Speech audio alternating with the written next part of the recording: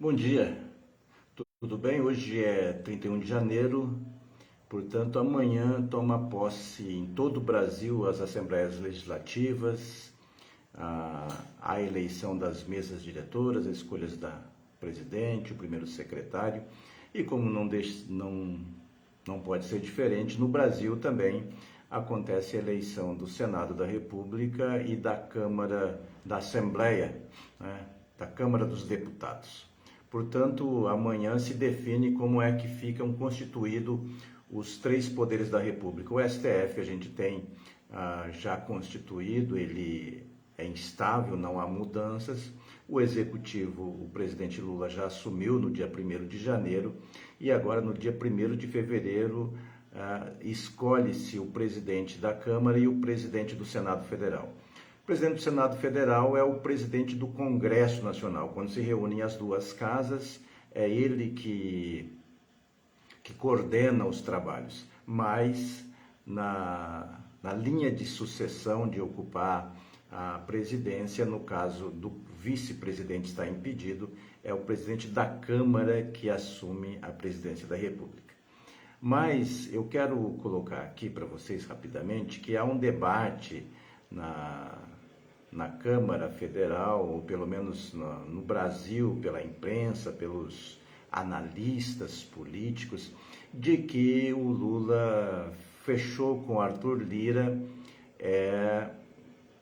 para não repetir o erro que cometeu no primeiro e no segundo governo, quando foi eleito Severino Cavalcante, que quase teve o impeachment lá com a questão do mensalão, enfim. É verdade que provavelmente o Lula e o PT, a esquerda, aprendeu muito com a experiência de 2002 a 2015, os processos, os erros e os acertos que tiveram. No que tange quanto à eleição da Câmara e do Senado, eu acredito que aprenderam sim, e para não repetir na verdade não são os erros que foram colocados, é o entendimento do que significa a presidência da Câmara dos Deputados. No primeiro e no segundo governo, provavelmente, tinha-se a ideia de que era necessário que o Executivo intervisse na Câmara para ter o apoio da Câmara. A visão que o Lula traz agora é uma visão de debate, de parceria e de fortalecimento das instituições. Por isso, entre outras coisas, com todos os problemas que ele tem para administrar, que ele sabia que administraria todo o legado ruim deixado pelo Bolsonaro, tudo isso que nós estamos vivendo e muito mais que nós vamos encontrar, fica melhor colocar para a sociedade, para o Tribunal Superior, para o Supremo Tribunal Federal, para a Câmara dos Deputados, para o Congresso Nacional, para a sociedade civil organizada, que o debate vai ser instalado com os representantes do povo. O entendimento de quem chegou na Câmara dos Deputados é a escolha da população com a supremacia ou com o uso das urnas eletrônicas e que isso é real, isso dá poder a quem chegou lá, nada mais justo que o Executivo, respeitando a Casa Legislativa, não interfira ou pelo menos faça uma parceria clara para que a sociedade acompanhe os desdobramentos e as negociações da ocupação dos ministérios e dos espaços negociados. Me parece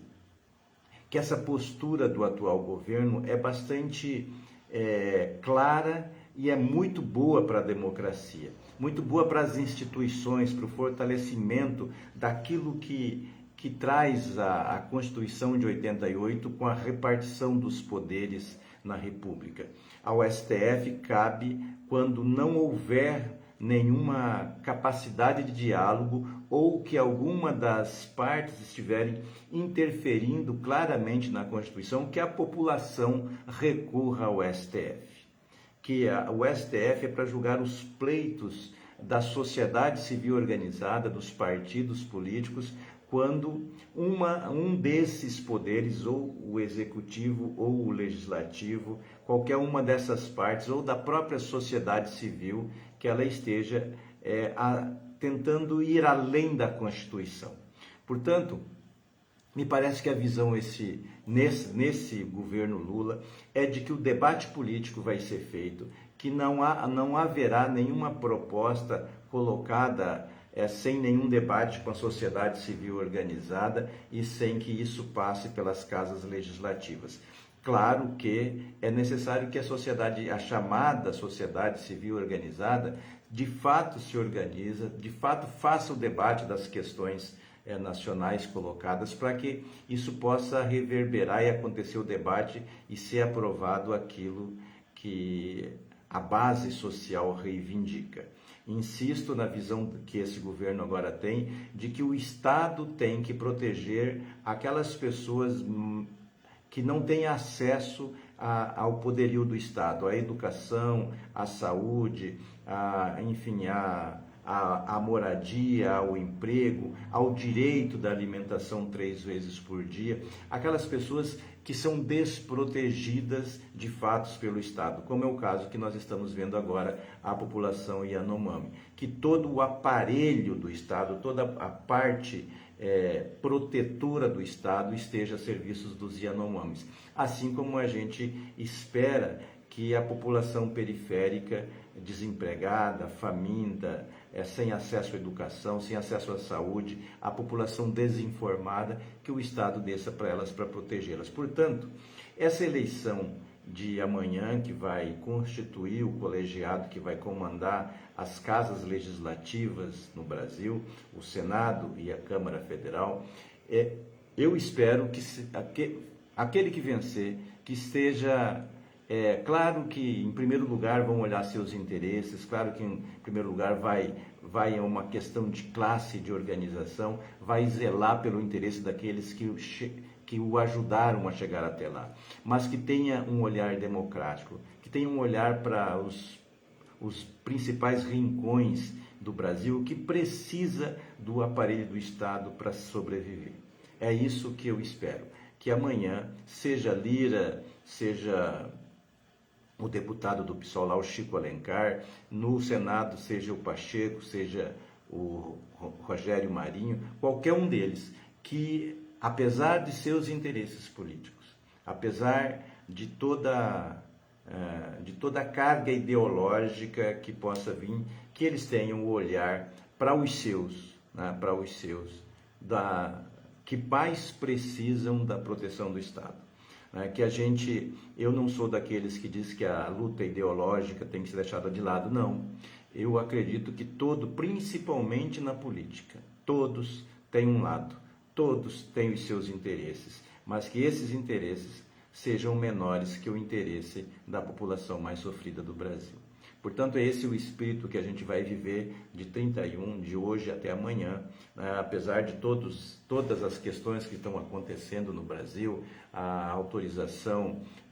do início do combate ao garimpo ilegal, a extração de madeira ilegal na Amazônia, do novo comando, os desafios desse governo não são pequenos, mas eu espero que, para bem da população, para bem daqueles que precisam da proteção do Estado, o governo erre em algumas falas, mas que acerte no rumo que definiu essa eleição, tá certo? Um beijo, um abraço e até amanhã, se Deus quiser.